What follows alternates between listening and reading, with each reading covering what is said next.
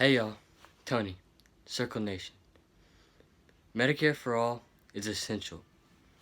Antonio Laveau, for Independent, reported diabetic, 27, dies after taking cheaper insulin as he lost private health insurance. It goes on to say campaigners call for intervention over diabetes drug prices in the U.S. as thousands are forced to rely on less effective over-the-counter medicine. Josh Wilkerson was alone in the sleeping quarters above the Northern Virginia dog kennel where he worked when he suffered a series of strokes that would prove fatal.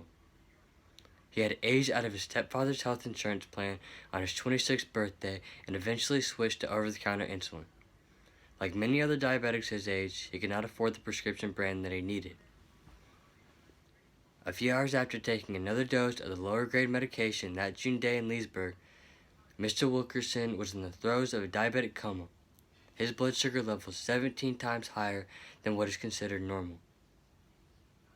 His death at age 27 illustrates the worst-case scenario for thousands of lower-income people living with diabetes in the United States that depend on over-the-counter insulin that's 10 times cheaper than the more effective version of the medication.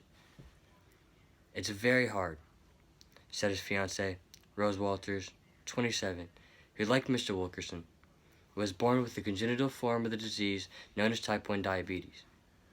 How many more young type 1 diabetes patients have to die before something finally changes? 45,000 people die every year because they don't have health care. 45,000 people die annually because we choose to support a private health insurance system as opposed to Medicare for All. You know how many people die in Canada because they don't have access to health care? 0. Everybody's covered through taxes, and they ration care based on need as opposed to money. We can either support a for-profit health insurance system that has an incentive not to cover people, or we can join the rest of the developed world and not let people die because they can't afford to be covered. Thanks for listening. God bless. Peace.